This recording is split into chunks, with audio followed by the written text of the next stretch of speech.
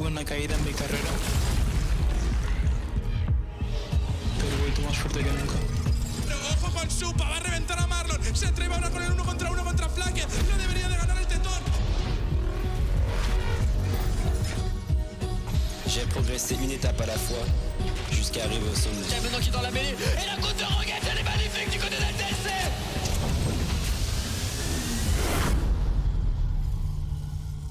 Ich weiß, ich kann der Beste sein, jetzt muss ich es nur allen zeigen.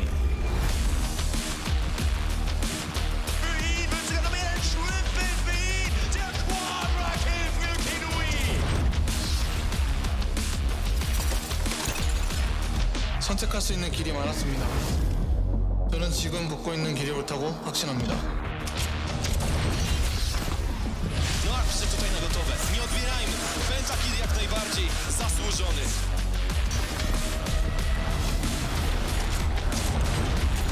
Orada 0 bir değişim. Ayakta kalan son isim Ragner. Uzun zamandır bekliyordum. Şimdi benim zamanım.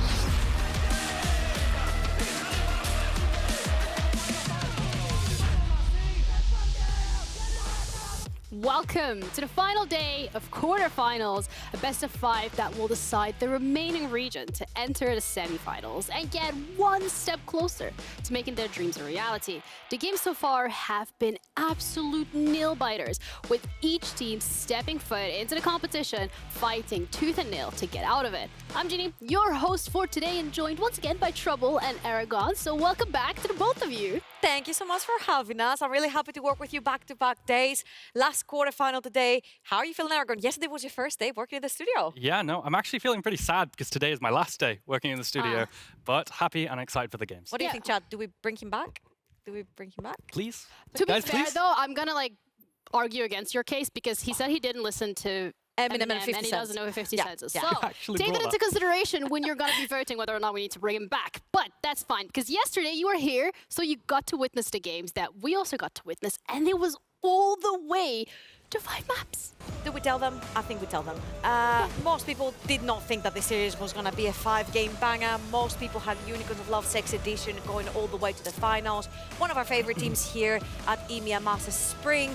But Movistar Riders, they brought the fire over from the LVP, that early game aggression, and honestly, they must be kicking themselves right now because that one game that we're seeing on our screens right now, that Nexus, if that Nexus you guys are seeing right now had died, Movistar Riders would have closed the series 3-1. Like Aragon said, 3 years from now, you'll still be kicking yourself. Yeah, and I think one of the most interesting things for me with this series was how it played out.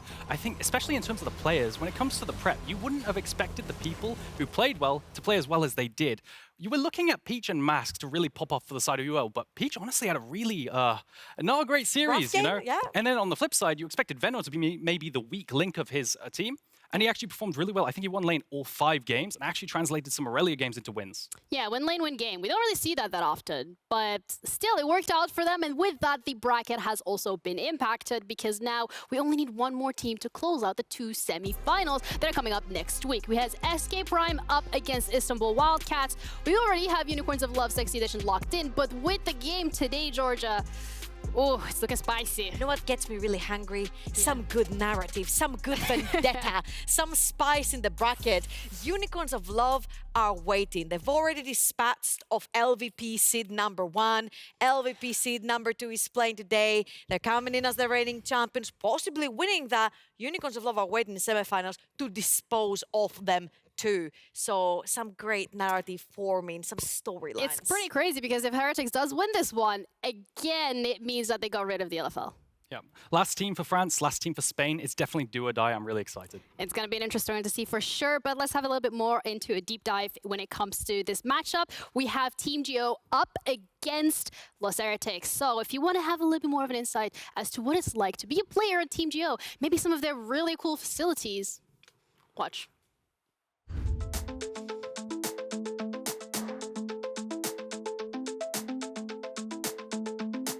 Moi j'étais approché par Géo vers la fin des Worlds à peu près et on a directement voulu avoir un projet très ambitieux, remettre Géo vraiment au centre de l'écosystème LFL et ERL.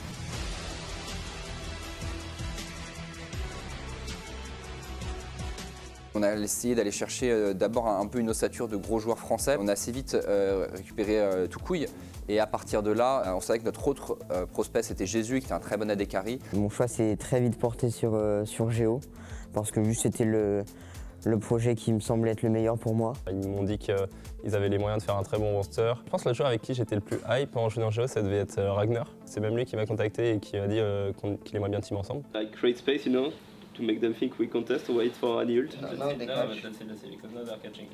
J'aimais beaucoup le profil de Ragner qui, par miracle, n'était pas pris au LEC. En support, Kamilius qui apportait énormément en termes notamment de cohésion d'équipe, de shot calling. Et enfin, le dernier, Lyncas, qui est un joueur assez jeune, qui était chez Dusty avant, en Angleterre. C'est des personnalités qui ont été aussi sélectionnées pour leur capacité à travailler ensemble, à se remettre en question, qui moi par le passé a parfois été un problème dans certaines équipes et je sais à quel point ça peut faire la différence. Does Scuttle goes in enemy jungle, deep wards, reset. That's very standard, right? Because now Lushinami is stacking, right? So I wanna see if they actually prevent it or what do they do. J'ai fait pas mal encore une fois, de saisons et j'ai vu à quel point l'absence de communication, enfin de travail de communication des équipes leur coûtait cher. Généralement, les équipes se réveillent et commencent à travailler leur com une fois qu'elles ont des résultats, sauf qu'après c'est trop tard. Et du coup, elles snowballent pas sur leurs résultats et ensuite, en fait, ils perdent tout. Et derrière, c'est surtout effectivement le pôle communication qui a beaucoup travaillé pour essayer d'avoir des idées un petit peu innovantes, un peu marrantes. C'est-à-dire qu'un joueur pro, toute activité en dehors du jeu va forcément le faire râler à un moment ou l'autre. Mais dans la réalité, les quelques vidéos qu'on tourne en collectif, généralement, c'est plutôt l'occasion de se marrer un peu. Mais vraiment, c'est un super plus d'avoir une communication que les gens apprécient. On peut se mettre en scène un petit peu et tout. C'est assez drôle ensuite de voir le résultat quand c'est réussi, et c'était le cas pour ce split. C'est vrai que ça n'avait peut-être pas été la saison à laquelle on s'attendait, honnêtement. On s'attendait à détruire tout le monde. À partir du moment où tu perds en tant que super team, très vite, tu te poses des questions, tu commences à te douter de tes teammates, tu te doutes de toi, du projet, tu dis qu'il est mal monté. Donc on n'a pas eu une saison incroyable, mais je pense qu'au playoff, on a réussi à monter en puissance. Maîtrisé, bien tryhard comme il faut, assez logique. Ils ont bien joué leur composition, hein. Ragner n'a pas forcé au top. Saluer le public de la LFL, grand bravo au Géo pour cette Mais victoire. par contre, on a su à chaque fois rebondir et travailler sur vraiment identifier nos problèmes et travailler dans le fond sans réel ego. Et je pense que c'est vraiment la grande force de l'équipe. Du coup, on avait 2 BO5 à gagner pour aller aux EMEA Masters et 4 pour gagner la LFL. On a aussi en gagné 3 avant de s'incliner en finale contre LLC. On s'est vite fait ratio, on s'est juste fait 3-0, ça allait très vite. Ragner, j'attends récupérer le dragon est très bon, on n'a plus de points de vie. Au niveau de l'île, ça s'est récupéré par White comme un symbole qui pourrait leur offrir la game et le titre de champion de France. Les LDLCOL sont à nouveau pour la 3e fois consécutive et pour la 5e fois de leur histoire champions. Et forcément, on était très déçus après ce jour-là. À nous, notre ambition est clairement d'aller gagner les EU Masters. On veut aller se venger dès le DLC. Pour être content, on ne va pas dire que si on est top 4, c'est un résultat catastrophique et tout, mais l'objectif est de gagner les EU Masters. Clairement, performer aux EMEA, c'est super important, que ce soit pour chacun de nos carrières indiv. Pour les joueurs, c'est encore plus important les EMEA que la LFL. C'est le moment où il faut briller. Quand même, je pense, la façon la plus sûre de monter en LEC. On l'a vu au fil des dernières années. Je me dis pas qu'il y a une ERL qui est trop forte pour nous. La LFL est censée avoir les moyens de battre tout le monde. Pour moi, on fait clairement partie des favoris. La victoire est là pour les Géos en 33 minutes, 4-0 pour les numéros 2 de la LFL. Et au moins, si on finit les EMEA, la finale, on l'oublie. On finit, on gagne ça, on est champion et tout est derrière nous. On joue à League of Legends pour vivre des moments incroyables. Donc on espère qu'on va jouer du beau League of Legends et qu'on va gagner les EMEA. They're looking for revenge against their counterpart at the LC, but guess what? It's They're gone. That's already done that for them. Exactly.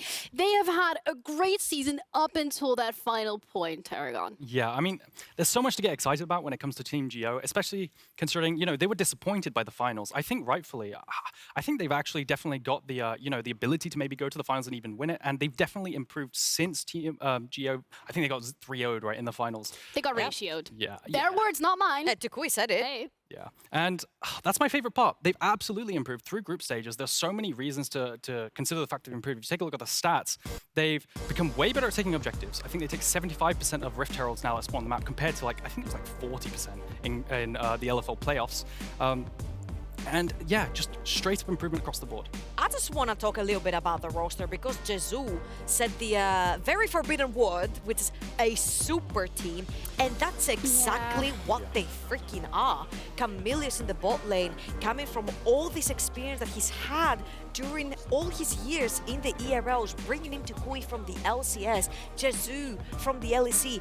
Ragner was rumored to get into the LEC last season, one of the best performing top laners we had over at EMEA Masters. And of course, Lyncas, the last piece to their puzzle, that was also rumored to be looked at from many teams from the LEC.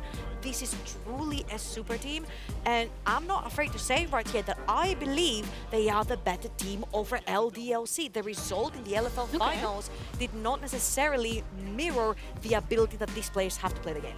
Well, that's quite a statement to be making, and if that's the case, which we're going to find out today, I mean, LDLC is already out, so we don't have to worry about that. This is the last LFL team that has to show up to the plate and prove themselves, and they've been doing that as of now, so this is their biggest one yet. And I think that the big theme with this team to me is versatility. You take this roster, they seemingly can play anything. You have Toucouille in the mid lane, and Jezu has said in many interviews that he could just play absolutely anything he wants, right? They play every single flex that's potentially meta. They play multiple styles. If you want to play for Lyncas with the Wukong flex, you can. Not flex. If you want to play for the Wukong to scale up, you can. If you want to play for top side, if you want to play for bot side, if you want to play the mid 2v2, anything is possible. Anything is possible. See it, like it, they want it, they got it. They got the champion pool. Yeah. You know, not like an actual, no, champion ocean. What was I saying? A pool. It's an ocean. Too small. So look at the player stats as well individually, starting off with Lyncas, one of the players I know you so much love. I love, because he was my boy first, but you know what he said? He said, everyone says it's his one true love. Yep. I feel like Lyncas was such a key part last year to Dusty, who also made a pretty deep run at EMEA Masters, and therefore, due to his really good performance, a lot of LEC eyes fell onto the very young jungler, very little experience, but really big plays on the map. Very deep champion pool, because the jungle play from last year to this year has changed massively. He could play the carries and they could facilitate for him, but now that he has to facilitate for his team, the stats speak for themselves. Yeah, I absolutely love what you touched on there, because last year, it seemingly it feels like no matter what team he's on, the whole team becomes incredibly good at playing around the jungle role. And it must be him, the way he communicates, the way he brings up his team, you know, the way he teaches them behind the scenes. Because last year, he worked incredibly well with players like Stend in the support position. Moving together, and back then the meta was, you know, invading second rotation camps, invading was much more, you know, high value. And they did that extremely well using priorities in different roles. Now they play absolutely anything, and it's the exact same deal. Yeah, and Ragnar, another name on the roster that we need to highlight here, because without them, they probably wouldn't be here. I mean, honestly, we said in the rehearsal, Aragon mentioned how this is a very bot-centric meta, or at least mid-jungle, or at least anything but top lane. And to have a top laner that can stand tall, no matter if they're playing AD carries, AP carries, or tanks and engagers, Ragnar does it all, and he does it well. He very rarely will lose laning phase, which means that if you have that isolated target over in the top lane, doing so well during that laning phase, and providing you with 650 damage per minute when you're playing a lot of tanks is a lot of damage for a top laner. Maybe he's playing like Sion. You know, it depends really. You could see him playing a few different picks, right? I think his damage numbers are also being inflated a little bit by the influx of Kennen that's being picked. It really does, you know, when you're wailing away on a tank, you do get a lot of damage out. But no, he's definitely getting played for as well, so that makes his life better as well.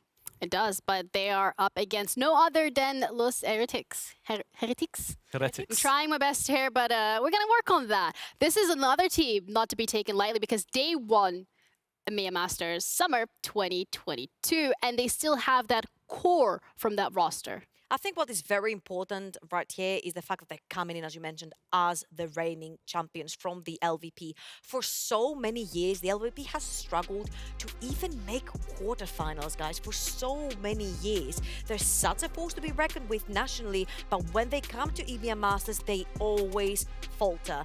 Not last summer. They knocked down LFL favorites, and they came in this year again with the same core trio on the top side of the map, which is so important. bluerzor, Aibo, Zwyroo, the same trio which gave them the huge victories last summer when it was about that top side and it was about having that very strong mid-jungle duo. Yeah, and it shows diversity, right? Like, Aibo was playing those carries, like you said, last year, and nowadays it's more like you played like these Stonewalls top laners, the handshake scaling.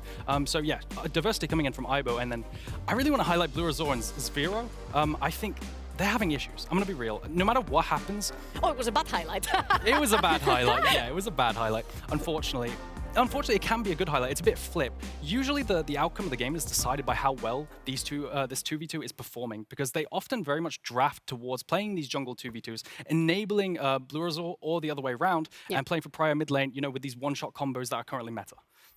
Well, another player on this roster that we really like to highlight or under-highlight, depends on how you want to look at it from that perspective, Flakked. Oh, okay. Yeah. I'm a big fan of Flakked. I was a big fan when he was over at the LEC. I loved the fire that he brought, the memes over on social media. But there's always been a shadow ever since he got demoted, obviously, from G2 over in the LEC, that he's just not a good AD carry. And G2 made a mistake by getting him. This guy is back in his league. And these stats are there on purpose. You'll see that they're massively negative. He's 11th on CS at 15. He's 12th when it comes to goal difference at 15. His XP is behind. And that's because he's a team player. He allows his support to roam the map. He always rotates for the Rift Herald, which means he's going to fall behind. Now, the most important thing, production, if we can flip up the stats, because I started saying that Flakked is a really good AD carry for a reason. Thank you very much. This is what he produces with what he does. 850 DPM. His team heavily relies on him to do the heavy carrying in the mid to late game with minimal resources. Yeah.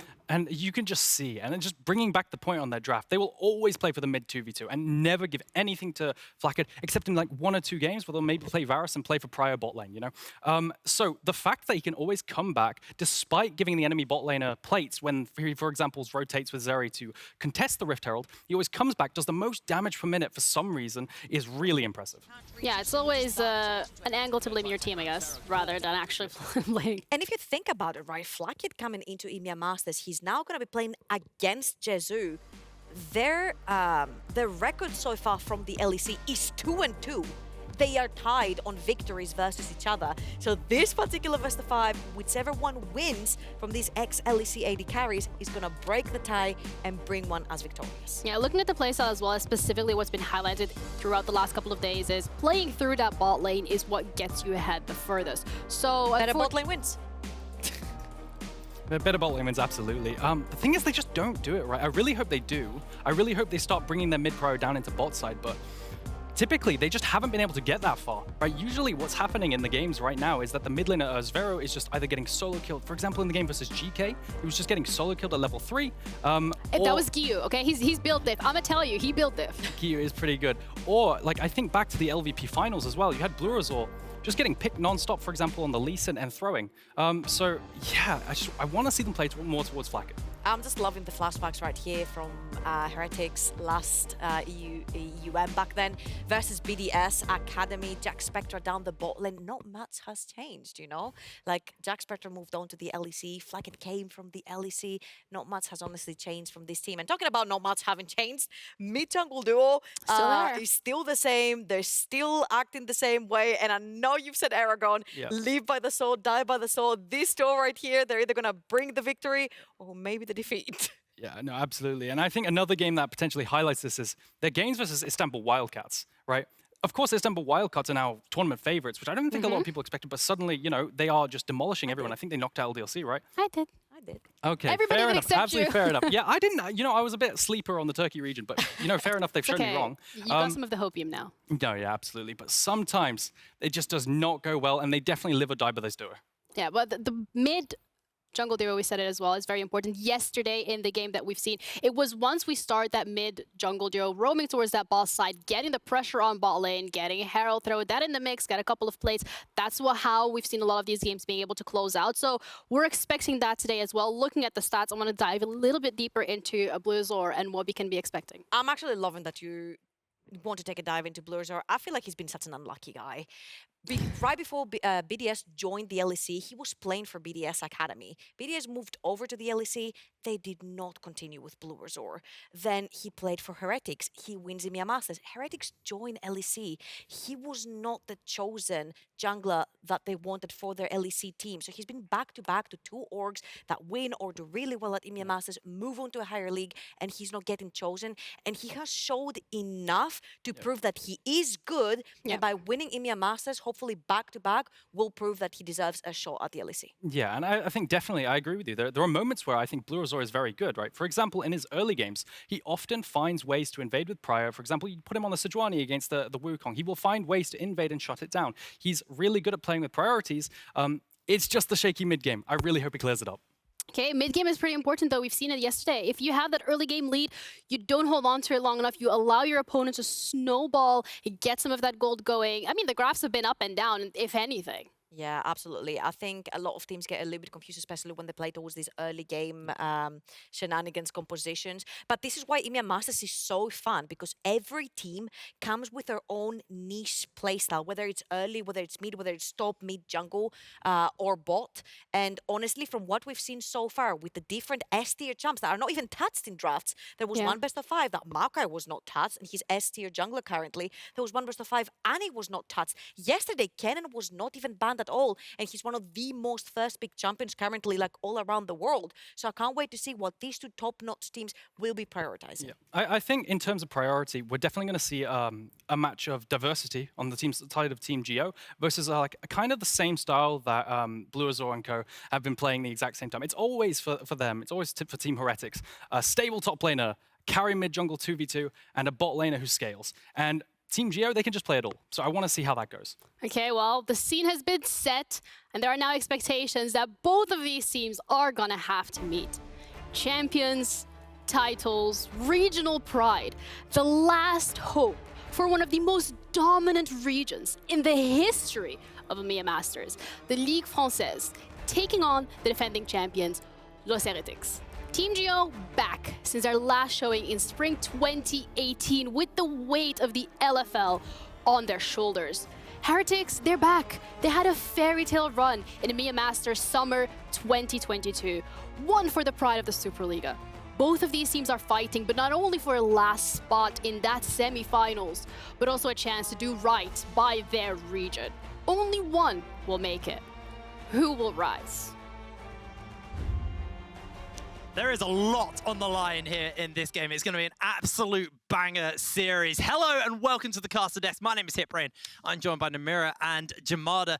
Gents, we'll be getting into Champ Select fairly soon. And from our discussions before everything, I think these Champ Selects are actually going to be really exciting because there's a lot of different moving parts. So Namira, talk us through what we're expecting going into this first game. Well, I think what we're expecting is a bit of different priorities compared to some of the other best of 5s that we have seen in EMEA Masters so far. Kennen is going to be on the table because Ragner is a player of the champion. Not everyone is at this tournament. Both these teams are very much Zeri teams. You've not actually seen any Xayah from both these teams, but they are Rakan players on their support roles as well. So top lane and bot lane seems to be a little bit different. And a lot of this, I think, is going to be fueled by also the people behind these teams. Got a lot of coaches here, which have got some interplay between them. You've got Duke, Jezu, and also Peter Dunn on Heretics as well. Duke on the other side, of course, who have all been part of like old rosters of Splice in 2019 and before that point. It feels like there's a lot of interconnected kind of like neural battles here. Yeah, a lot of, you know, what would you call it? I wouldn't say sibling, but, you know, pupillage battles going on amongst the caster, or the caster, not the casters, the coaches. We could battle too, if you like. We could battle right now, yeah, I guess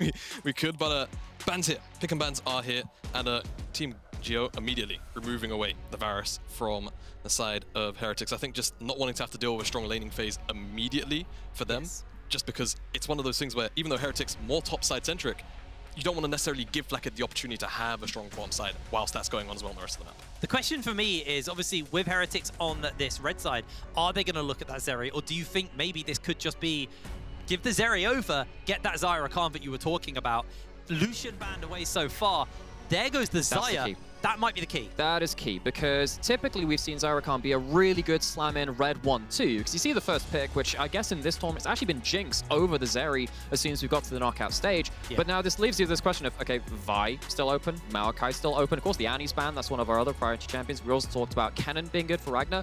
A lot of prio picks have been left through in mid-jungle and in its top lane at the expense of trying to curtail some of these bot lane interplays that we've highlighted. Sejuani as well is the other one that's on my mind, just because generally immediate champions on the top side, Sejuani loves to facilitate those skirmishing kind of lanes. See what these guys want to go towards. Ragnar, just hovering, if you're not familiar with Ragnar, last year when he was on LDLC, he was on the hardest tank duty you would ever see in your life. But with the Jayce up and available, they want to take the flex. I imagine now Heretics likely, at the very least, to try and split apart the Maokai Jayce combination that we see, which is typically very, very powerful for the objective control. So they should have this in their 1-2 on the red side. Also gives you a lot of space for the Jayce as well. He typically needs like a little bit of safety. Maokai is not exactly going to be ganking into his lane. We might see the Sejuani, which you highlighted as well, now paired up with Lyncas. He's not played it at the tournament so far, but one thing I'm kind of talking about the jungler from Team Geo's side is that he does feel like he's next in line in kind of the schools of like your Yikes, your Sheos, your 1-1-3s, these big, diverse junglers coming from the LFL which can take a game into their own hands. Maybe that Sejuani could be well placed in his pocket. Yeah, definitely could be. It feels so strange for me seeing Lyncas on this stage. I've been following him basically since his Resolve days back in 2020, all the way from the UK scene. There's the Zeri, there for Flakked, so gonna be very happy on that pick, most played so far this tournament. And obviously Zeri just very versatile. We know what it can do. It can be strong-sided, it can be weak-sided, because eventually it will just have its Zeri moment. Now for Lyncas, we mentioned, of course, the Sejuani. On the opposite side with the Vigon. You could also look towards the Wukong, of course, don't forget, if you want like super strong skirmishing up there instead. We haven't actually talked about the Rakan as well, because True. that's something we noted on before we got into it. The Kennen, I think we kind of expected this from Ragner, to be completely fair with you. There's a lot of CC here. That is a scary 3 champs to get locked in. And what it is as well is a hell of a lot of topside focus. Team Geo are one of the few teams, maybe even the only team that doesn't just draft towards topside, but also plays towards it as well. When you look at Toucouille playing from the mid lane alongside Lyncas as well, they haven't just played picks to kind of just fight around bot side so no one is ever focusing top. They actually go top lane. They push out lane, they skirmish around the top side of the map, and it allows them to affect things. Rakan has finally been locked in. This is a very good roaming support. Marlon loves to get out of lane. That might also add into this equation. Yeah, we'll see what bluerzor and Marlon can do on this pairing. I think when you've got mid jungle with so much CC, hopefully we have a mid laner in the early game potentially to actually layer in a little more damage in that combination. Lissandra has been a big pick for them. Lissandra could be pretty nice for them, yeah, I agree with that. Good mix as well, like extra CC, more damage. I think for Team Geo though, that rotation really smart because now Heretics have to think about banning both AD carries and supports. You either split into both roles or you have to just hard focus one. We'll see what Heretics want to go towards because I think generally there are so many strong AD carries still up. It makes a little more sense to try and just trim away at the support pool.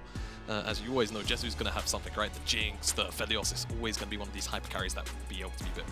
He's also been just so successful, just in general, this tournament. Now, Jezu at EMEA Masters has only played 2 champions. He has played Zeri, and he's played 1 game of Jinx.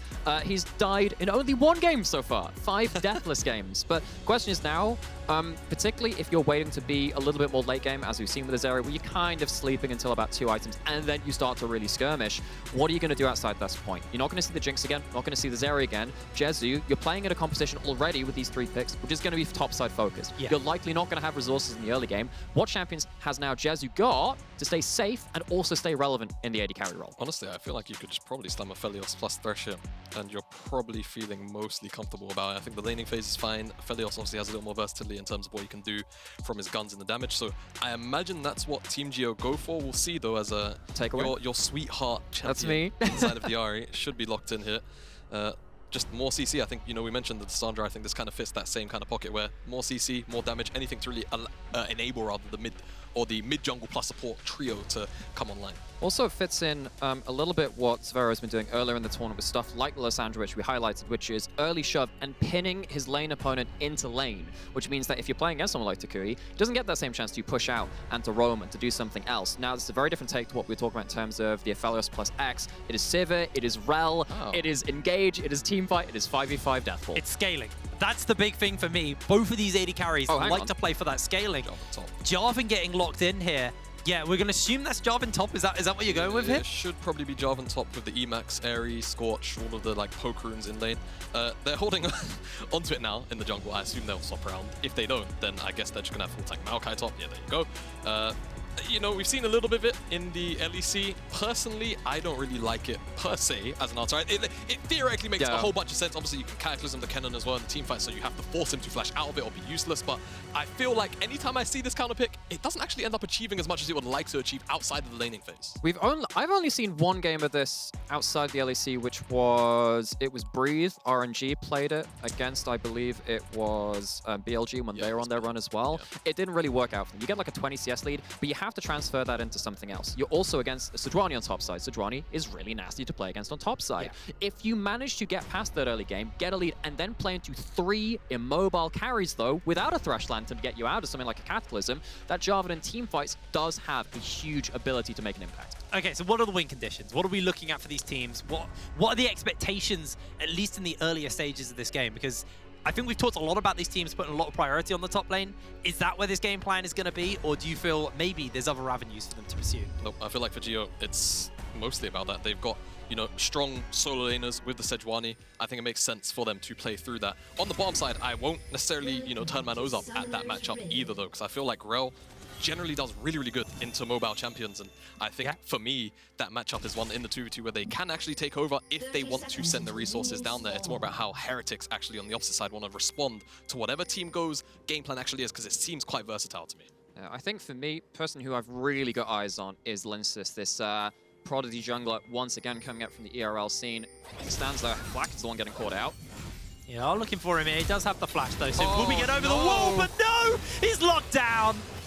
And Toucouille is able to get himself the first kill of this game. That was just unfortunate for Flakked. Let that be a lesson as to why you don't skill anything until you see an enemy champion. Because if he could have skilled E, he probably...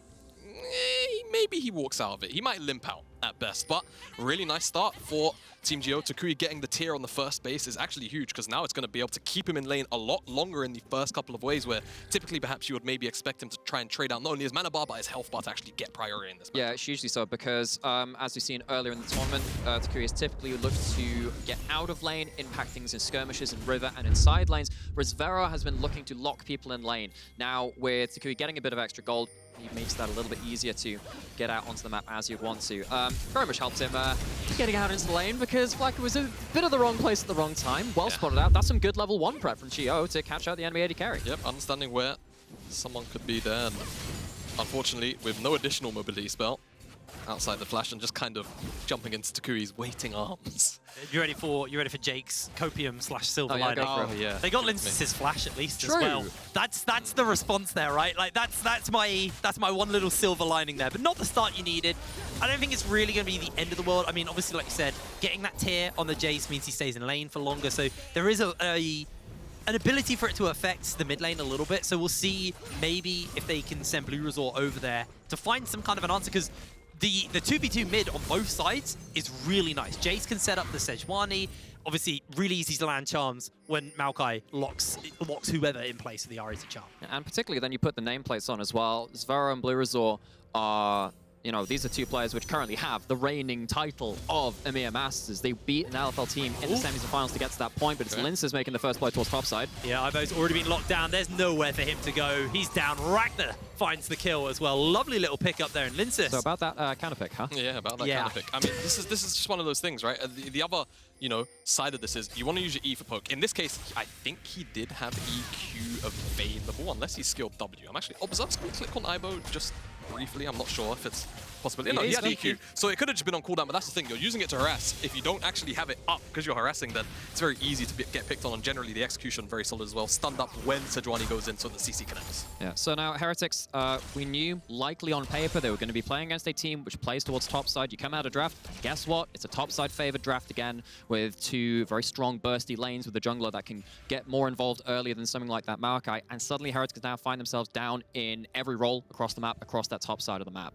Heretics dealt with a strong top side last tournament again. When they won this tournament, it was BDS Academy, it was Adam. We know what he's managed to do in the LEC this year as well, but this is a pretty poor start to try and fend off these strong early lanes from Geo. Yeah, I think just a couple of things, obviously not going their way. Level 1, obviously the big one, but things not over yet. We saw a very huge comeback yesterday, if any of you are watching that series as well as today's, where well, let's just say there was about 3 base defenses in that series anyway. But the first one in particular from UOL was quite something, so I'm definitely not going to write off the game just yet. I think Heretics obviously have a load of strong scaling team fighting options later on with a bunch of CC and hard snap engage options, so should be fine for a while. Double stun. Ooh, lovely. Don't really think they're under any major threat right now. They do get a bit of a chunk out, but they answer out onto Kamilius' health bar, so at the end of the day, just a little trade, just a light bit of poking and prodding, testing the waters, shall we say. for them. But Jezu, he's got cold. He wants to just sit back and farm. We knew this from Flakked and Jezu. They want to sit, they want to scale, and it's going to be about this top and mid side. Yeah, so let's just have a look at what's going to happen in the next few minutes then, right? Because I was pushing in towards this top side, but you look at the vision which has been established already, lit up like a Christmas tree, is that bot side jungle. We have the first dragon of the game, also just spawning up there in your top left-hand corner.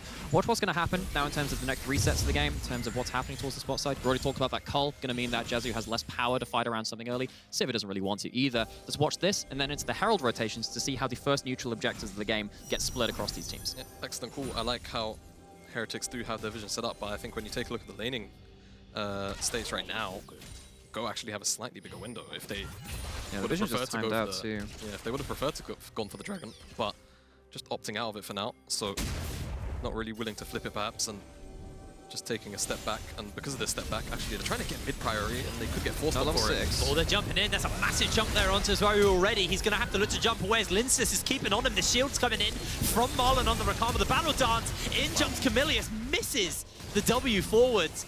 And they're just going to limp away out of that fight. Yeah, so big things which happened there. No level 6 from Zwyroo on that Ahri. I actually wonder if that kill XP factored into that a little bit from the level 1 onto Toucouille, but Zwyroo not in a position to play at that point. And also that vision which timed out, as we were saying, just before this play, meant that Team Geo managed to get an entrance into mid lane before Heretics could really see that coming. So we haven't really seen those objectives started up just yet. But as you were saying, Jamada, just before this, felt like Geo had the early march on that play. Yeah, I think that's probably what they were looking for. Either Toucouille wanted a reset, or they wanted to actually get mid lane priority to try and go for a dragon set up there, because they were stacking wave in the bottom lane, stacking wave in the mid lane. And I was trying to be forced in by Lyncas, but either way, all this really results in is a whole bunch of summoner spells being blown.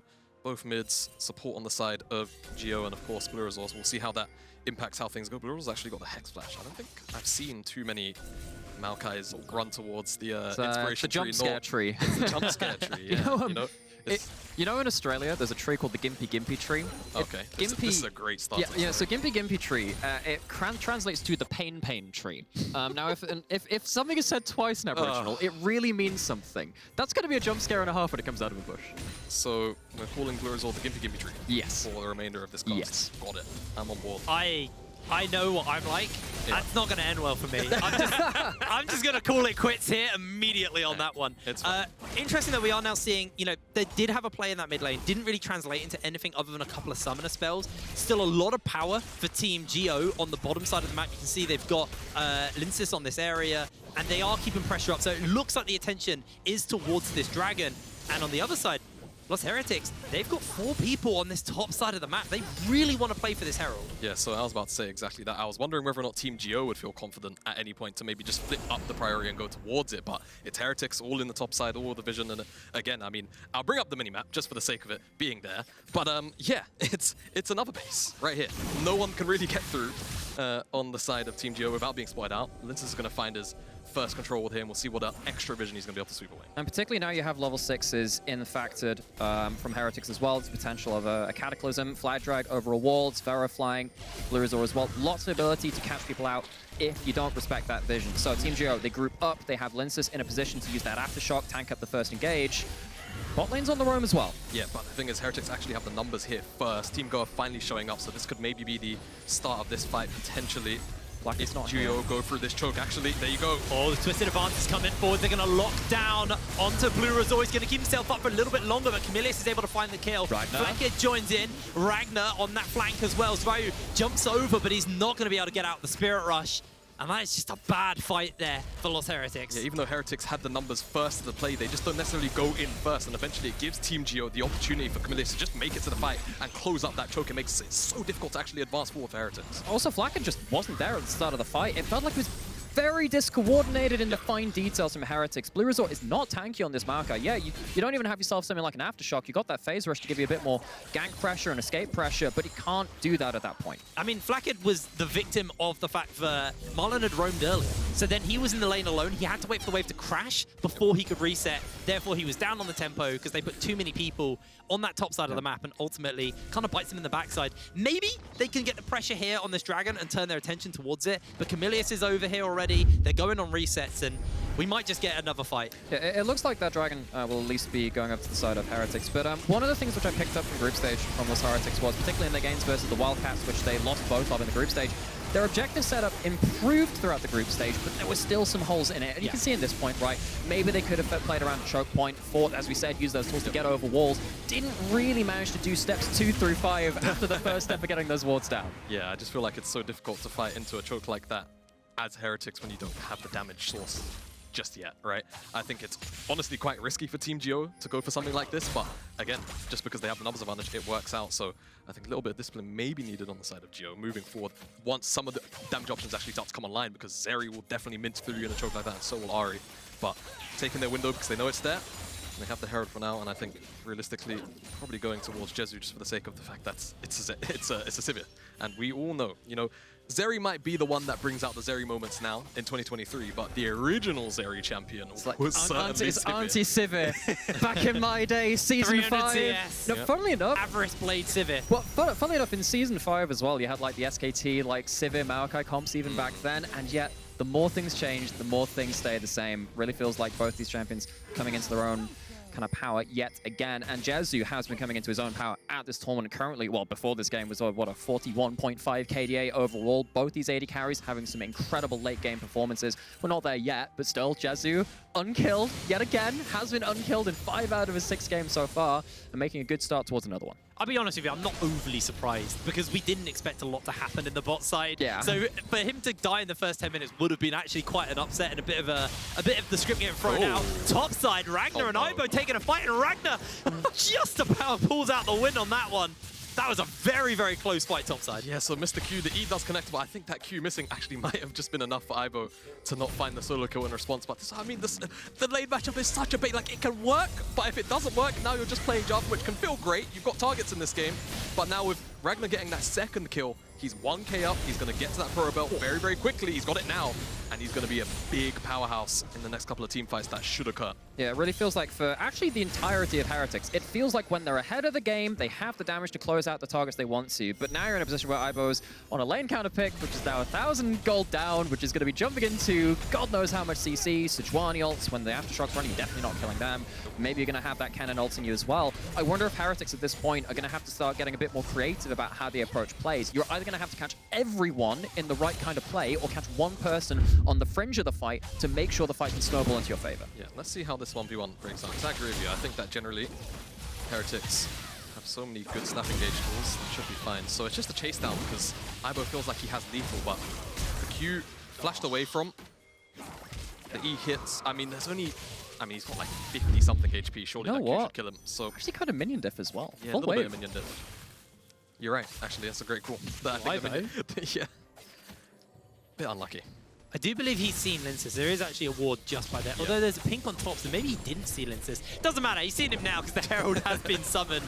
And that was more or less about a dive, more about just getting the charge out onto his tower. bluerzor's in the area as well, but looks like it's just going to be the charge and the plates given over to Ragnar. They're going to be happy with that one.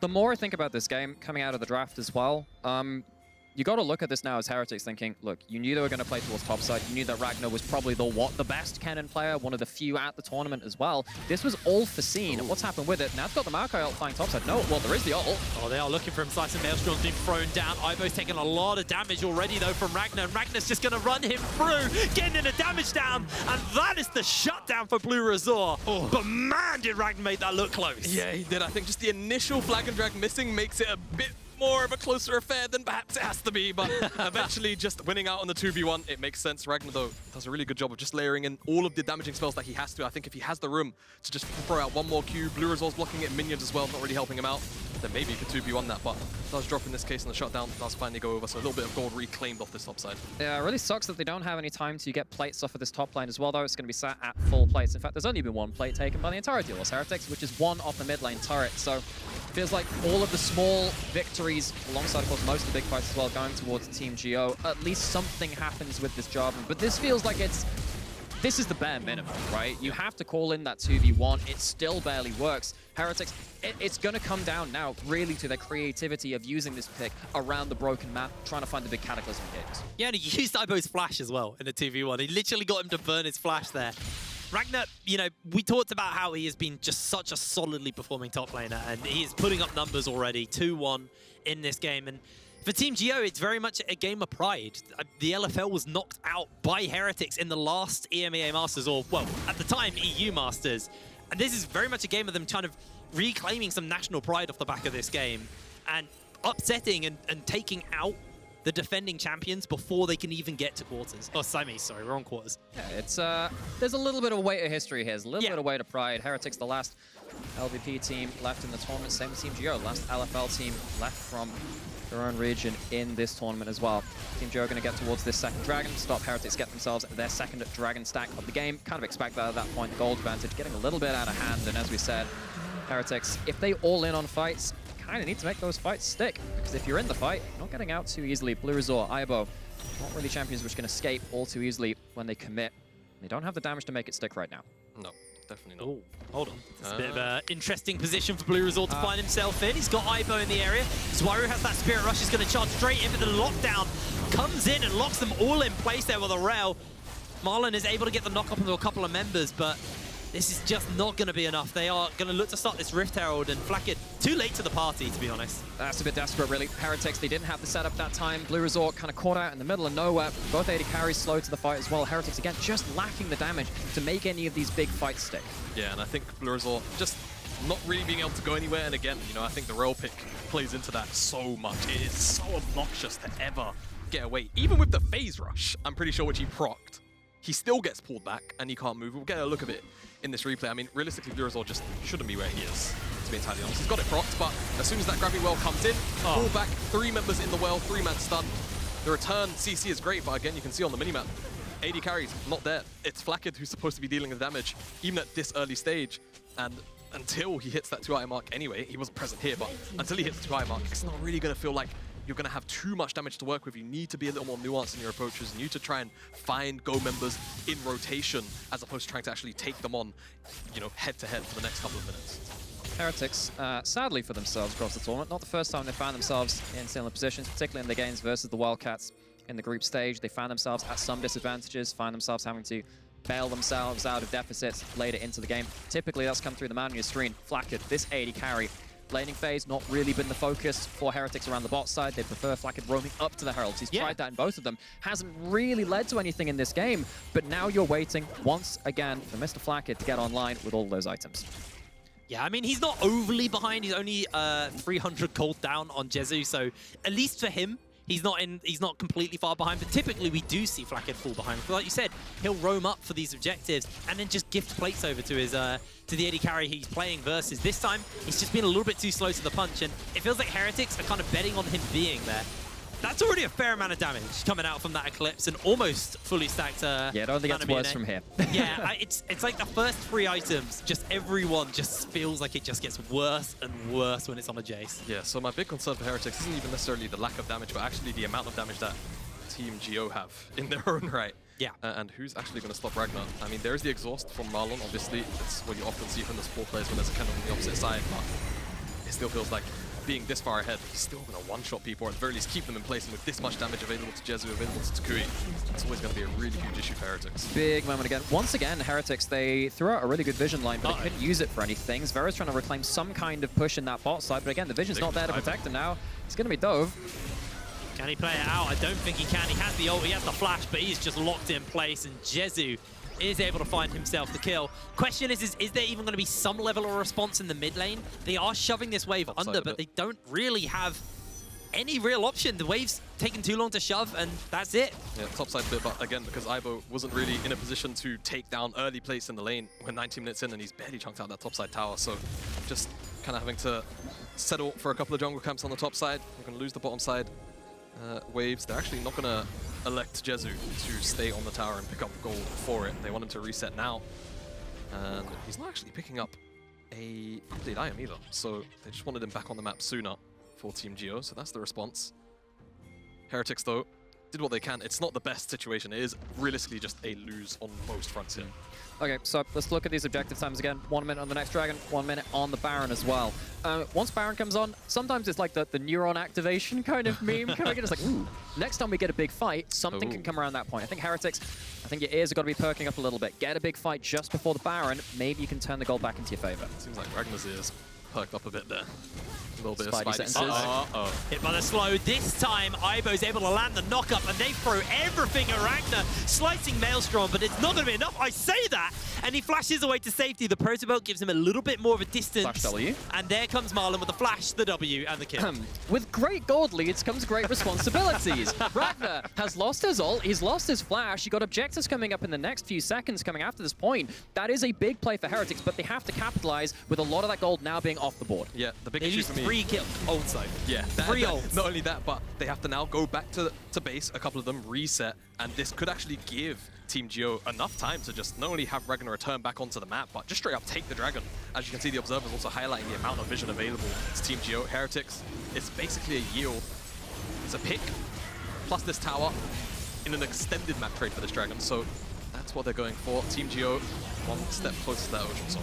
Really surprised that Heretics didn't try and opt in to say, look, Cannon's off the board, let's go towards the Baron. Just try and push in towards that, force Geo to come into them and an even numbers advantage. I get that when you're on red side trying to retreat from Baron Pit, kind of sucky because you're stuck against the back wall of that pit as people try and engage onto you, but Heretics, they get the pick onto that cannon, they can't find anything afterwards. Yeah, even in saying that though, all the Heretics members basically have dashes with the exception of Maokai, so honestly, the red side thing isn't And even he really... has a Hex Splash! And he's got a Hex Splash, so it's not even really, you know, a get out of jail free card there, but I do agree, I think just maybe don't flip it after that pick anyway.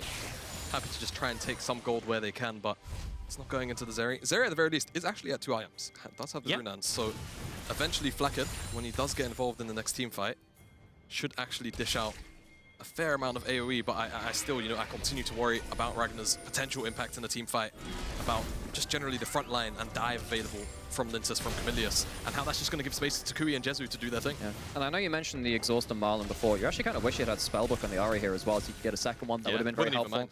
Would have even mind at that point, still win the early lane matchup, but Zwyroo wanted to have a little bit more burst potential. He's not really been a factor this game. He's been dove under that side lane turret, as we saw.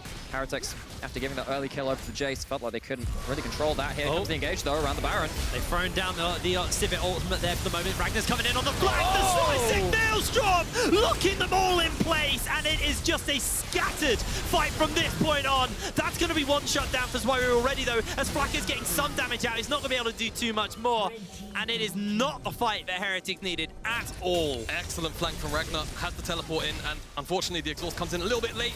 Not really Marlon's fault because they're all retreating back into that choke, but at the end of the day, those couple of ticks of the maximum damage locks enough members of Heretics in place for Team Geo to just rout that fight. But it's a 2 for 2. I know. The AD carry dies. The top laner dies. That means that Baron is not on the table. As much as it looks really good, and the damage overall very much goes in favor of Geo.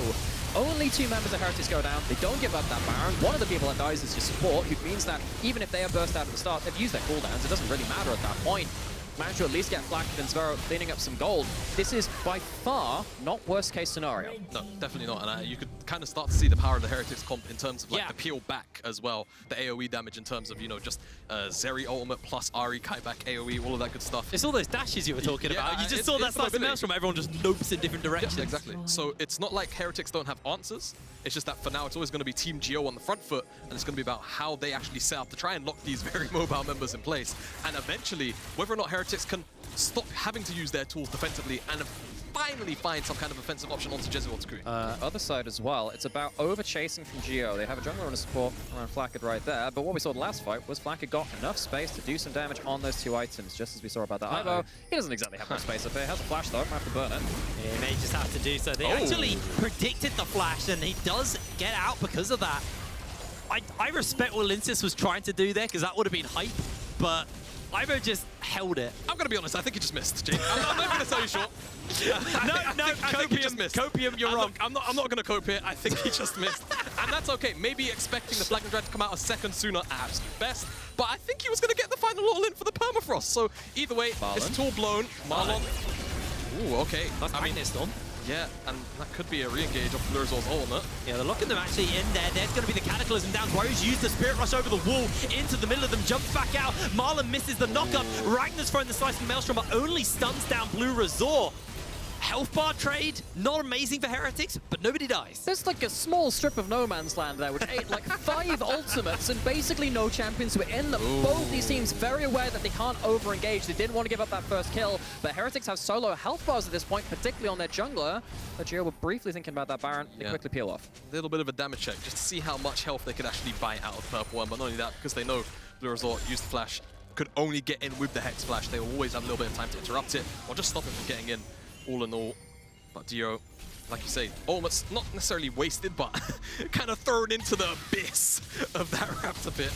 And it should just be a reset. Looking towards this next Dragon now in 45 seconds. Okay, so Dragon setting up in the next 45 seconds. We have second items for pretty much everyone coming through. Zwyroo is gone towards that death cap second on the Ahri. Still a long way behind this Jayce, though. 3 items on the Jayce. If Toucouille starts landing Shock Blast, particularly onto Marlon and Ibo, they are not going to have the HP to find those engages, which Heretics so desperately need. This is the bit where it hurts on Jayce. This is a really, really painful bit, and we'll probably get a damage check on that in a moment. Flakked does have that shield on him, though, and surely he's not going to do like 700 damage with 1 Shock Blast. Never seen that before. Never seen that before. Keep your eyes on him. Not going to hit that one. You can see that Lost Heretics do actually have most of the river warded up in their favor, but they don't really have deep wards, so they only have vision on that river. Need to kind of get some other ones set up for themselves, but finding a nice little charm there and a bit of damage off, but that is all it's going to be. I will briefly say, though, there's a couple of TP wards. I think those aren't blues. Yeah, regular wards there. For Ragnar, if he wants to try and get a bit of a longer flank angle, and he's going to actually use one. So Flash can come in over the wall, and Flakked is actually a bit exposed. Backline, though! Look at that backline! Marlon locking everybody down. Ragnar jumps in, gets the slicing maelstrom, and this fight is now starting to go really, really bad. Kamilius is low, and in jumps Ivo. They've got the damage. Flakked's still alive. He's putting out some serious damage, but so was Jezu. He's still chasing. The health bars are low. bluerzor flashes forward. Stopwatch gets used. Flakked's just jumped onto by Toucouille. He's trying to get the damage off the Lyncas. He's able to find himself one. He's got one. Can he get more? Toucouille's getting the damage off, but Ragner shuts him down. A triple kill over to Flakked, though. Team Geo just over chasing into the choke, not respecting all of the AoE damage that we spoke about that previous fight near the top side. But Ragnar finds the flank that we were talking about with those wards. It's a little bit late, but that actually gives Heretics the window to try and win out on this initial engage. And you know what? Despite all the flaws which you pointed out from Heretics in the early game, thinking, oh, maybe they gave up a bit too much towards that top side. When they get to the 5v5s and they have options to give Flakked a run at these fights, they are exceptional. And it's just that brief moment where they step in and they lose so much health to Flakked on the way into that choke. Toucouille does a good job of nearly one-shotting. I think the E kind of sets up Lyncas to go in and die, but either way, even the Runan's playing its part, getting in over the wall and almost killing Ragnar for a quadra as well. It's so funny because we were focused on Ragnar on the flank and we totally missed Marlon just W over the wall and just absolutely set up an insane flank there for Lost Heretics. Now, they are setting up for Dragon once again. We might have another 5v5. Yeah, but the big thing here now is this huge thing, which is of course going to be over on, let me just drag this down here, the flash on Flakked. That is the huge thing. Yeah. There's no flash on Ragnar. He has his ult and he'll have a proto belt, but it's much harder to close down Flakked. What can they do without that cleanse, of course, on Flakked, but that flash still available? He also has an Infinity Edge, which is a major difference on that previous fight. We thought he was doing a lot there last time. Stopwatch as well, a lot in tow. Flakked should be feeling relatively safe. Nice flank being set up there by Zwyroo there, just for the moment to see if he can set up and find an opportunity on the flank. Kamilius is coming the long way around, though. Dragon's half HP. Heretics, they just have to commit for this Dragon. They want to pick this up, and they're going to equalize the score out here. There's going to be the charm immediately. Slicing Maelstrom comes down. Magnet Storm lands onto Flakked. He's CC'd, but he's able to jump over the wall. 2 kills have been picked up, though, by the side of Team GO. But Dragon over, but look at where they're running. We're looking towards that Baron, but looking at this again, you know, you don't have a huge amount of CC left. Flakked's still on the board. If you start this Baron up, there is the chance that Flakked gets a good ult and chase down. GO, they're taking a bit of a risk here, still trying to use their momentary point in power with more gold on the table. Oh, this is so risky, I think. Flakked having crashed down, or the ultimate rather, it's so scary. Hex Flash as well can come in. They've got vision off the saplings. They got enough vision. Are they really going to take the flip? This is going to be so close. That's a lot of damage coming out from that shot blast. They're holding it at 3k. How much burst have they got? They might be able to burst this over the wall. They're going now. They're going now. He's coming in. bluerzor's jumped in a little bit too early. He's stolen the Baron. bluerzor coming in with the hero play. Gets a taxi out from Kamilius as well. And no way does he get away flash out as he gets a little bit trolled into the pit.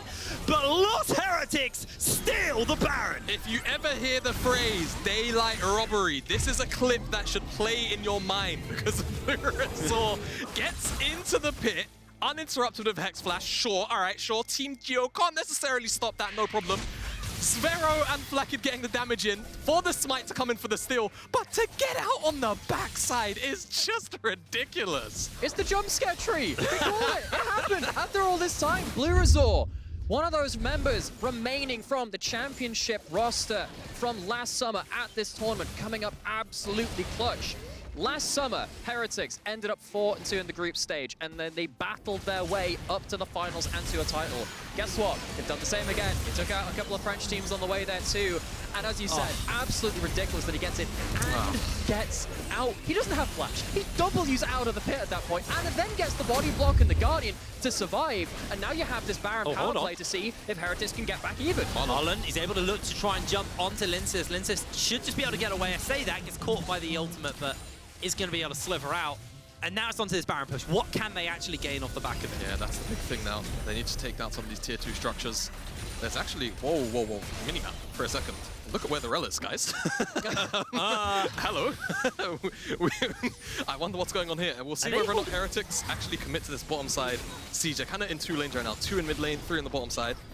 Once that minion wave goes past, we're just going to have to keep our eyes just simultaneously. Yes, thank you for the pit on the bottom side. He's coming down. So he's coming now. Here comes the cavalry. Do they see him on the pink ward? He's going to walk up to it. They see him now. Recruit tree's got to be called. They go for it. They throw the ultimate down. Flakked uses the cleanse already.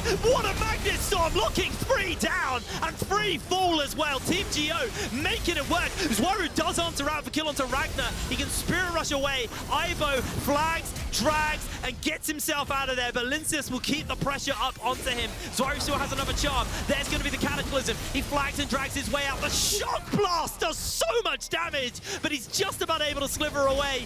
Ivo flags, drags. Oh, way! He's dead! Oh, what a mistake!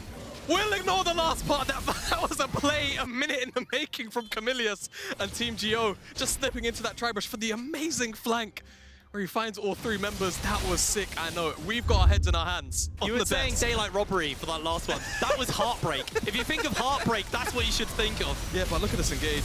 Ultimate blows Flakked's cleanse, and as soon as that cleanse is in, that's it. You're locked down by that Rell. 3 members just immediately burst down. Nice turnaround from Heretics, catching off Ragnar on this retreat, but I think at the end of the day, it's more or less just a consolation prize. Are we going to go all the way to see Ivo fail? I think we are. We're doing him dirty. What actually stops it, though? When you cast your flag at max range and it's in the middle of a wall, it will sometimes do that. It's like a war hero which somehow ends up dying by slipping in a bathtub. It was the most awkward moment. Just sat there, like, honestly, Ivo's had some great teamfight engages. Forget about that bit, though. No, you know what? His scoreline is not reflective of actually how much impact he's been able to have. I think that's the major thing. If you've just tuned in, like 2 minutes ago, you go, oh, wow, 0-5. Not a great game by Ivo. Genuinely, he has been enabling Flakked to have so much space in fights. The same for Zwyroo as well. They've just been able to maneuver around these fights in such interesting ways because of bluerzor and Ivo's ability to buy space. And you're ready for another fight. 20 seconds till that Hell dragon. Yeah. And we might see another chance for Ivo to redeem himself a little bit. Lyncas. Huge items, stopwatch is available for the carries of Heretics. They sat in this bush again. They've done this a number of times this game. Marlon on the flank with the flash. Yeah, he's ready for it. They actually throw the ultimate from Lyncas there onto bluerzor, so he's going to be feeling very happy off the back of that one. Flakked still has no cleanse. 4 seconds until his flash is up. That's the main engage from Team Geo gone, though. So for Heretics, they always know when they can pull the trigger. They just have to track Ragnar pretty much. So there's enough teleport. That's on a control ward, so they should have an idea. Yeah, they know where he's coming. That's going to be coming from. Here he comes, and he's got his Zwyroo in his line of sight. He's only able to lock 1 down, but Flakked has remained untouched for the moment. Kamilius goes in with a magic storm. The flash out from Flakked. He's still not got enough to get the kill. 2 kills have gone over to Team Geo. Flakked, can he tidy this fight up? It's going to be so hard for him. Zipping over the wall, tries to land the W onto Toucouille, but he can't do so. Heals up somewhat, but he has to pull a 1v5 off, and I do not think he has enough fuel in the tank to make this one work. Stopwatch out. Flash not available. available, Glenn's not available, and down he goes, an ace over to Team Geo. Heretics have been waiting for the late game fights where Flakked could hopefully pull out a miracle, but it is not to be at that Dragon fight. Team Geo, they've had a couple of bloody noses earlier in the game, but they walk away with a comprehensive team fight win at that Dragon. Yeah, I wonder how far they're going to go. Should just be the inhibitor, maybe a Nexus. I mean, there's 10 seconds left on bluerzor, on Marlon. A little bit longer, I think they're just going to take the safer option. Yeah. Team Geo, and like you're saying, it's just not enough for Heretics, and right now, it's starting to kind of feel as if it's borderline critical mass for Team Geo at this stage in the game. Really surprised that they didn't see that teleport coming in. Of course, it doesn't show up necessarily on the minimap. It shows when you look in Fog of War. Yeah. I guess they just... It's both. It shows both. Yeah, so but they just don't get the right spacing. Maybe they thought that, hey, Flakked's got the damage right now. But who's he hitting? He's hitting Kamilius and he's hitting Lyncas. That's not Toucouille, that's not Ragner, and that's definitely not Jezu. Yeah. Those aren't the targets which need to be taken out early. Yeah, and they crucially just dip out. As soon as they recognize, okay, I might die if I stay here an extra second longer, they just turn around and return back to the fight that's going on in the choke. One extra point as well. You know, we've talked an awful lot about the AD carries. Let's return back to this Toucouille conversation. That's 12. That's 12-1 and 11. That's a Jayce with an ungodly amount of KDA, and it really goes to show you again that as much as Jezu has had a lot of the big numbers, Toucouille, with all the history of himself, looking to make an impact. Oh, they're looking to jump into Zwyroo. The on-hunt's been already used. Jezu's putting some serious numbers out. Toucouille's able to dunk it down for his 13th kill of this game, and that should just be, you know, at least control of the Baron pit. I don't feel like they feel comfortable to completely try it. I know the smite is down, but there is still a lot of damage. Flakked is level 18 at this point. He is full build, almost full build. Needs one more item, but he is scary right now for them. As Zwyroo lining up a charm, can't quite land it. But Ragner is able to jump forward here, does have the slicing maelstrom, forces the flash from Zwyroo. Yeah, I mean, I don't think he was ever going to get in range. Rockabelle wasn't actually there. Now with the smite, it was actually on cooldown from Lyncas. Now it's back up. bluerzor still dead. This is just a Baron. Probably takedown. We'll see what Heretics actually have to do, though, to try and make this one stop. Oh my god. That's so much damage. I think they're just calling this off. I think they're letting the Baron go, maybe looking for a miracle steal. Oh, big Magnet Storm to lock them all down. They get the Baron, they get the kills. And it's a double onto Toucouille as well. It has gone so south. But why are they standing around for that? Zwyroo has teleport. He stood in the bot lane. He is not joining that fight. So why are Heretics looking around that? They leave themselves open to an uneven numbers engage. Yeah, to steal from my friend Cadril, it's just a little bit illegal. The reason why they're still there, I don't know what it is. Team Geo, though, happy to just take the kills on the way back out, and now they've got a super wave on the bottom side with Baron. 5 members as well available against 3, and Flakked, the late game damage source is dead, and they're going in. It's going to be a hard hold. Zwyroo's trying to get in and get some damage down, but he's not going to be able to do so. Tower number 1 will fall. Cataclysm onto 4, but they don't have the damage, as Toucouille's able to mop up even more kills. 17 kill game on this Jayce. And they're making it another one for good measure. 36 minutes on the clock. Game 1 goes over to Team Geo. Yeah, Team Geo take down Heretics in the game 1 here. And I mean, it looked pretty convincing for a majority of this game. It felt like Heretics were really limited on their options in terms of what they could do in the early game. And it felt like they were just waiting for Flakked. And even when he did come online, Team Geo had more fuel in the tank still.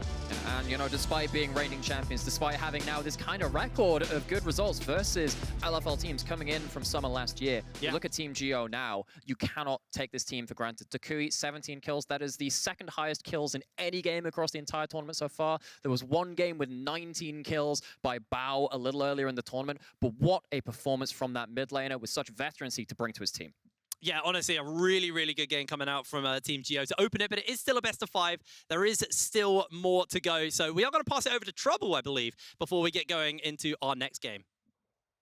Thank you very much, Heatbrain. Great cast, guys. And for the first game, I just want to showcase something that Heretics have opened themselves to, even in the group stage when they played against Wildcats, and Geo being the team that always come studied in games. They knew that this was going to happen level 1. I'm going to bring up the minimap right there and show you that from the side of Geo, what we're seeing on the map. Now, usually what Heretics will do is that they will get their support and their top laner towards the top side of the map, which then leaves this entire part of the map completely free. Now, what has Geo found out here? That if they can take the Sejuani together with their AD carry in the jungle, they maybe will find someone wandering around, because remember, the support is top lane. That's exactly what Team Heretics did versus Wildcats. So Lyncas and Jezu will will wrap around, whilst on the other hand side, there's the Rell wrapping around to get inside the jungle. What will they find? Flakked. Flakked has already skilled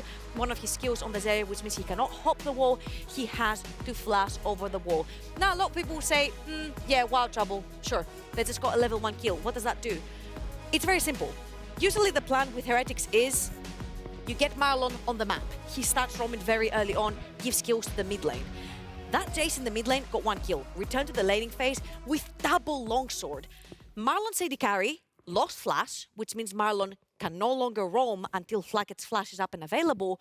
So that level 1 invade won them mid, won them bot, and later on won them also Herald.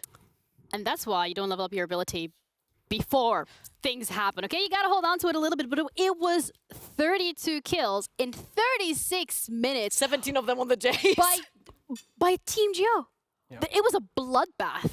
And just to go back to Trouble's like impressive segment, the importance of putting behind this Ahri, because you get ahead that Jayce, is really big. Because the way this composition functions is that you kill the first target with the Ahri. That's always the way Ahri functions. She's secondary engaged to kill the target that someone goes on. But because the Ahri is behind, you just run out of damage, right? It doesn't matter if Maokai lands a root. It doesn't matter, you know, if Rakan finds an engage, because Ahri has no damage. And then you're just waiting on Flakked to eventually scale up. Yeah, absolutely. And right here also we've seen on the replay that this was one of the moments where you're like, oh my god, Heretics can actually come back. bluerzor gets the steal over on the Baron. It's a 50-50, of course. And you're like, you know what, maybe they can stall. But it's the same case. As you mentioned, you only have Zeri for damage on this team. Sure, you have a bunch of heavy CC on your team, but if you're relying solely on Flakked to do everything, mind you, Flakked that lost flash level 1, got put behind in lane, was always late in the fight because he had to crush the wave. Second, it just becomes very difficult to rely on that source. And of course, I felt like in general the composition from the side of Geo was pixel perfect for team fights. The front to back, the Kennen flanking, so much room for their AD carry to play onto the Sivir as well. Extremely safe AD carry with the spell shield.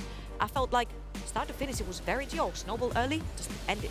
Yeah, and I really like the scouting coming out from the side of Geo, because they knew that Team Heretics was a Zeri Rakan team, right? Everyone knew they played the same style every single time, and they knew they'd go for it, so they prepped an answer in the Rell, which is the increasingly common answer that's getting picked up. I talked to one of the coaches of Mad Lions, and he was telling me about Rell is just a phenomenal champion, right? Especially into Rakan.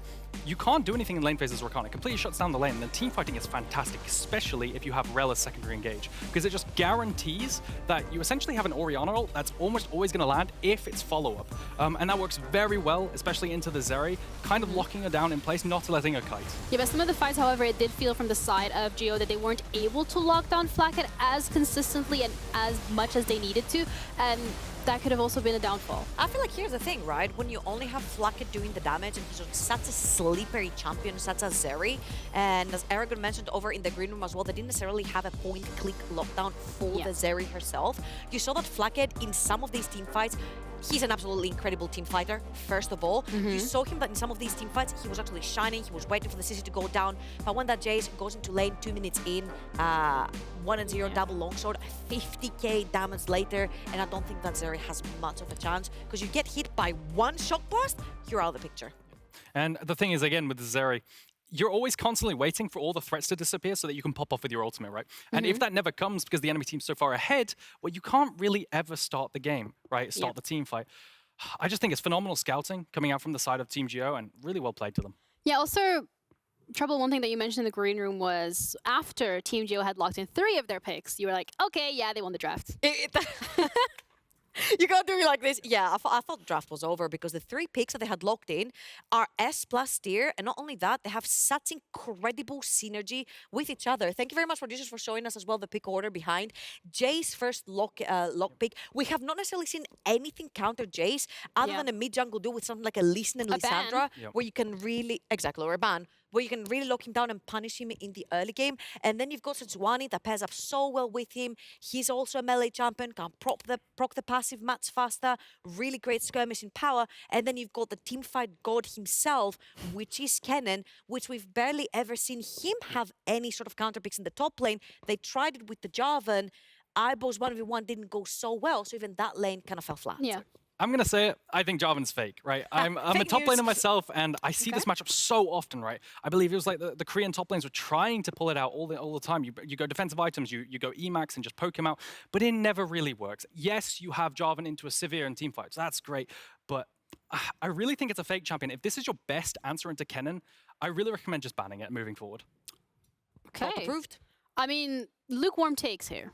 Yeah. Looking into that. But I think one of the things moving forward that we need to look into is the emphasis on the bot lane. We were expecting both of these teams to just send hell down on both of these bot lanes and try and get that advantage coming in. Didn't really feel like that was the case. I feel like this was the two teams that, in my opinion, were the most top heavy. Not only did they move one AD carry or the supporter was the Rift Herald, they moved the entire team repeatedly twice for that Rift Herald fight. That they were really bloodthirsty. We know that Aibo and Ragnar are fantastic top laners that were both on carries and facilitators at the same time, with the Jarvan locking in people, then having the follow-up. But I felt it very uncharacteristic for the side of Heretics, from the side of Geo to actually bring Jezu into these fights. But because they were that far ahead, they could actually bring their AD carry, make sure you secure the Herald so you can snowball the victory. And just hopping on about that, with the Rift Heralds, this is exactly what I tried to talk about in the pre-show. This team, statistically, has become way more about neutral objectives. Right, absolutely way more. They take 75% of all Heralds that spawn in their games, compared to in the LFL playoffs, where they would only take like 40%. They've clearly had a shift in their priorities and become very good at securing neutral objectives. The absolute same applies to Dragons. What they like to do is take Dragon, then Herald, then Dragon, then Herald, and snowball the game and force the enemy team to fight by third Dragon. It's really good stuff, and they play extremely well. Yeah, snowballing the game, that's something that Team Geo has been absolutely excellent at. And this is one of those games that demonstrated that they could just get the ball rolling, and it almost feels impossible to stop them. How does it feel like, again, when you lack damage and you have your CC, but then your Ahri is not necessarily that consistent damage that you want in your teams. It's more of a burst champion. I feel like that level 1 really did haunt them in both of the lanes that they were expecting to use later on in the game as damage. So moving on forward, Bon Jovi ban, that's ban Jayce if you haven't watched any of our previous broadcasts. So I think a Jayce ban, or if Team Heretics choose to go over to the blue side, just pick it up yourselves. Yep. I think it's incredibly difficult because they play every meta flex you can think of. Annie, Jayce, Gragas, right? In terms of gameplay, though, a weakness I perceive, because you said, how can you stop them? Yeah. I think they've highlighted a weakness I saw in groups, especially versus SK Prime. Ragner, right? Despite being a laning god, getting solo kills, he has a tendency to get picked mid-game. And what I saw in the game versus SK Prime specifically, he was on Kennen as well, is he would often die whilst off-tempo with his team. His team would perhaps be in base. He would die at the only timer that he could not die at, or potentially die at. He would disrespect the fact that Lyncas was in bot side jungle, and he would use E to wave clear so that he wouldn't have an escape, stuff like this. If Team Heretics want to make picks in the mid-game, I really recommend looking at Ragnar, because he has shown he disrespects Lala. Well, and with that, the bloodbath coming out from Team Geo has been secured in that first game. 4 more, potentially, if any one of these teams want to close it out, but they have so much riding on their shoulders. Can FLICKR turn it around, be the carry for the team that Heretics needs to bounce back? Find out after the break.